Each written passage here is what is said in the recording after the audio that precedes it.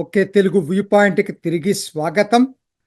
వక్ఫ్ bill pass అయినా దాని మీద వాదోపవాదాలు ఇప్పట్లో సమసిపోవు. వివాదం కూడా సమసిపోదు. అయితే విమర్శలు, ప్రతి విమర్శలు ఊహించినవే అయినా ఎవరు ఊహించని ఇంకో కోణంలో జరుగుతూ ఉన్నాయి ఇప్పుడు. అవేంటో తెలుసుకోవటానికి ప్రయత్నం చేద్దాం. ముఖ్యంగా కేరళలో ఇది కొత్త పుంతలు తొక్కింది. ఏం జరుగుతుంది ఇప్పుడనంటే, అసలు చర్చ వేరే దాని మీదకెళ్ళిపోయింది. ఏమిటి అసలు? Rahul Gandhi leader of opposition అయ్యి ఎందుకు నోరు తెరవలేదు? కేరళలో నడుస్తున్న చర్చ ఇది. ఏదో మొక్కుపడిగా పార్లమెంట్లో కనపడి అలా గాయపైపోయాడు. ఎందుకిలా? అలానే అంతకన్నా ముఖ్య విషయం, ప్రియాంక గాంధీ అసలు పార్లమెంటుకే ఆ రోజు హాజరు కాకపోవటం, ఇంత ముఖ్యమైన బిల్లుపై చర్చ సందర్భంగా ఎందుకు గైర్హాజరైంది? ఎందుకిలా? ఈ ప్రశ్నలు నేను కాదు అడుగుతుంది. ఈ ప్రశ్నలు కేరళలోని ముస్లిం సంఘాలు అడుగుతున్నాయి. ముస్లింలలో చాలా పాపులర్ సంస్థ జమియత్తుల్ ఒక వ్యాసమే రాసింది దీని మీద.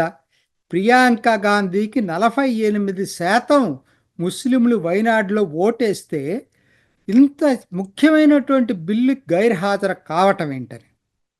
సత్తార్ పంథలూర్ సమస్త కేరళ యోజన సంఘం దీనికి ఈయన పెద్ద ప్రకటనే చేశాడు. ఏమైంది ప్రియాంక గాంధీకి, రాహుల్ గాంధీకి అంటే వీళ్ళకి ఓట్లు కావాలి, మళ్ళా మరి మాకు అవసరమైనప్పుడు ఉపయోగపడరా, ఏదో సింబాలిక్గా కనపడతారా? T K Ashraf general secretary Wisdom Islamic Organisation ఇదే పద్ధతిలో మాట్లాడాడు. ది ఫ్రెటర్నిటీ మూవ్మెంట్ ఇది ఇంకొక ఇస్లామిక్ సంస్థ, అది కూడా ఇదే పద్ధతిలో ప్రకటనలు ఇచ్చింది.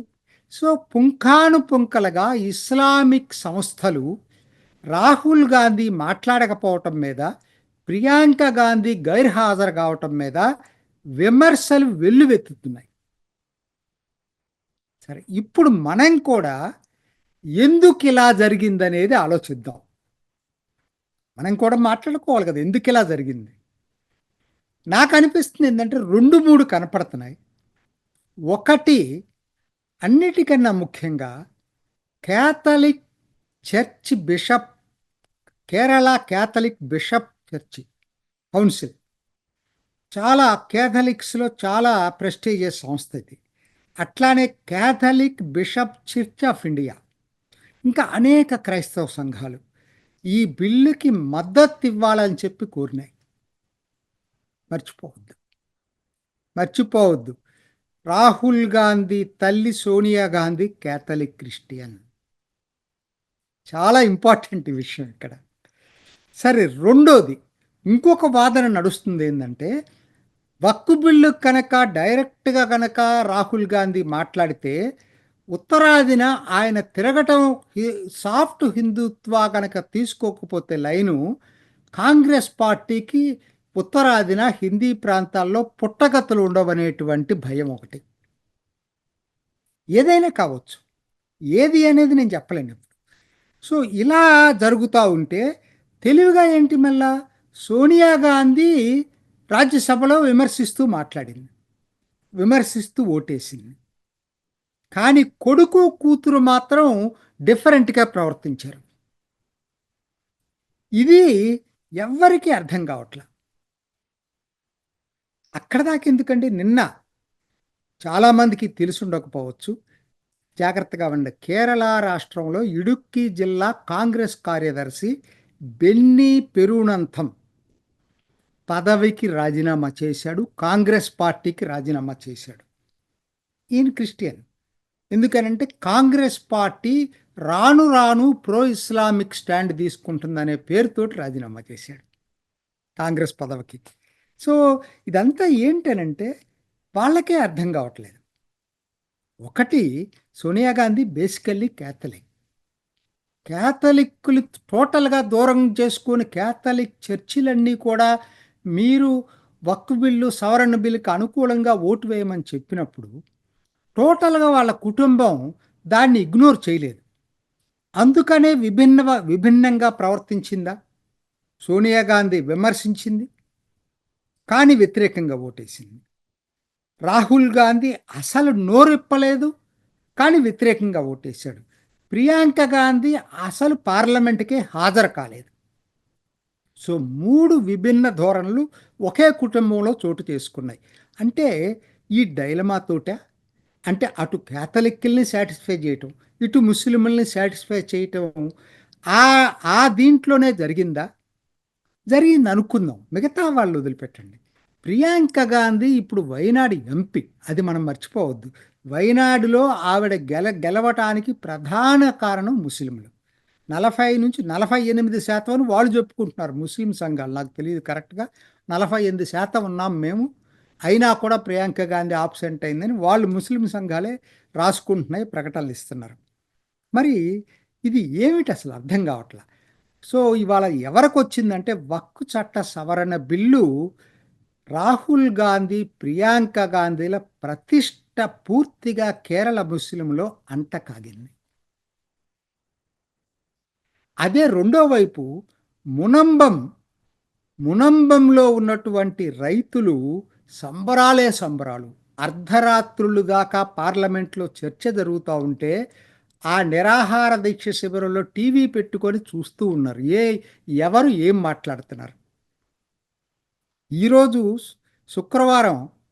నిన్న శుక్రవారం రాజీవ్ చంద్రశేఖర్, షోన్ జార్జీ అక్కడికి వెళ్ళారు. బీజేపీ రాష్ట్ర అధ్యక్షుడు బ్రహ్మాండమైన స్వాగతం చేయటమే కాకుండా రైతుల్లో 50 మంది బీజేపీలో చేరారు. వాళ్ళ ఆ నాయకుల యొక్క సమ్మతితోనే చేరారు. అంటే సింబాలిక్గా మీరు మాకు మద్దతు ఇచ్చారు కాబట్టి మేము కనీసం ఏదో ఒకటి చూపించాలి కదా అని 50 మందికి సభ్యత్వం అక్కడ ఇచ్చారు. రాజీవ్ చంద్రశేఖర్ వెళితే కేసీబీసీ, కేరళ క్యాథలిక్ బిషప్ కౌన్సిల్ ఒక ప్రకటన ఇచ్చింది. చాలా అసంతృప్తి చెందాం, మేము చెప్పిన కేరళ ఎంపీలు బిల్లుకు వ్యతిరేకంగా ఓటేశారు. దాని మీద చాలా అసంతృప్తి వెళ్ళబుచ్చింది. జోసెఫ్ బెన్నీ, కన్వీనర్, మునంబం భూమి సంరక్షణ సమితి, ఈయనైతే అసలు ఒక అడుగు ముందుకేసేసి చాలా తీవ్రంగా విమర్శించాడు. అసలు ఈ ఎంపీల దిష్టి బొమ్మలు తగలబెడతామని కూడా చెప్పారు. ఆ స్థాయిలో అది జరుగుతూ ఉంది. ఈ లోపల ఏంటి, దీంట్లో ఏదో లబ్ధి పొందాలి, మేమేదో చేశామని చెప్పుకోవటం కోసం అని చెప్పి కేరళ రాష్ట్ర ప్రభుత్వం, పినరాయి విజయన్ ప్రభుత్వం హైకోర్టుకు మళ్ళా వెళ్ళింది. డివిజన్ బెంచ్కి వెళ్ళింది.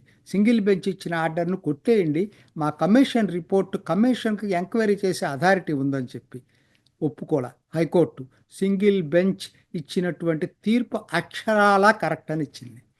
సో ఆయనకి అక్కడ ఫేస్ లేదు చెప్పుకోవటానికి. కాకపోతే ఏంటంటే ఇక్కడ సురేష్ గోపి అయితే నిన్న పార్లమెంట్లో మీరు ఎంతమంది ఉన్నారో అసలు ఉత్తికి ఆరేశాడు. ఆ జాన్ బ్రిట్టా ఏదో ఎంపురన్ గురించి మలయాళంలో మాట్లాడాడు తెలివిగా. అప్పటిదాకేమో దీని గురించి మాట్లాడి అసలు మలయాళంలో ఈ బిల్లుకు సంబంధం లేని విషయం మాట్లాడాడు, ఎంపురన్ గురించి, మోహన్ లాల్ సినిమాని గురించి. అయితే ఈయన దాన్నే కౌంటర్ చేశాడు. మీరు ఇక్కడ అబద్ధాలు చెప్తున్నారు, మరి మీరు TP51 సినిమాకు ఎందుకు బ్యాన్ చేశారు? టీపీ అంటే టీపీ చంద్రశేఖర్ అనే అతను చంపేశారు. సిపిఎం, ఆయన ఒకనాడు సిపిఎంఏ, ఆయన చంపేశారు. దాని మీద సినిమా తీస్తే దాన్ని నిషేధించారు. అట్లానే లెఫ్ట్ అని ఒక సినిమా తీశారు, దాన్ని నిషేధించారు. మరి మీరు ఇంత ఫ్రీడమ్ అని గురించి మాట్లాడే వాళ్ళ వాటెందుకు నిషేధించారని అడిగాడు. చాలా అద్భుతమైనటువంటి కేరళలో రకరకాలుగా జరుగుతూ ఉంది ఇవాళ. ఎలా మార్పులు వస్తాయి చెప్పలేం. కాకపోతే నిన్న ఒక ఇన్సిడెంట్ జరిగింది. ఆర్గనైజర్ వీక్లీ ఒక వ్యాసం రాసింది. అసలు దేశంలో ఎవరికి ఎక్కువ భూమి ఉంది గవర్నమెంట్ తర్వాత? అందరూ వక్ఫ్ బోర్డు అనుకుంటున్నారు, వక్ఫ్ బోర్డు కాదు, యాక్చువల్గా క్యాథలిక్ చర్చ్కి ఎక్కువ ఉందని చెప్పి రాసుకొచ్చారు.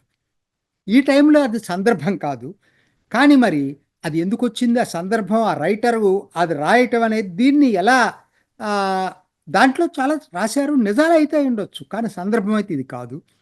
మరి దీన్ని బీజేపీ ఎలా సమర్థించుకుంటది? ఎలా హ్యాండిల్ చేస్తుంది కేరళలో? వేచి చూద్దాం. మొత్తం మీద మాత్రం వక్ఫ్ సవరణ బిల్లు కేరళ సమాజాన్ని ఓ పెద్ద కుదుపు కుదిపింది. ఒకనాటి మిత్రులు ఇవాళ దూరం దూరం అవుతున్నారు. అనుకోని కోణంలో విమర్శలొస్తున్నాయి. ఇంకా ఎన్ని రాబోతున్నాయో వేచి చూద్దాం. ఇది ఈనాటి ఓకే తెలుగు వ్యూ పాయింట్. మరొక ఎపిసోడ్‌లో మళ్ళీ కలుసుకుందాం. నమస్తే. చూసారు కదండి. మరి ఈ వీడియో కనుక మీకు నచ్చినట్లయితే ఒక లైక్ కొట్టేసి మీ అభిప్రాయాన్ని కూడా కామెంట్ బాక్స్లో తెలియజేస్తూ ఇలాంటి ఇంట్రెస్టింగ్ అప్డేట్స్ కోసం మా ఛానల్ని సబ్స్క్రైబ్ చేసుకోండి.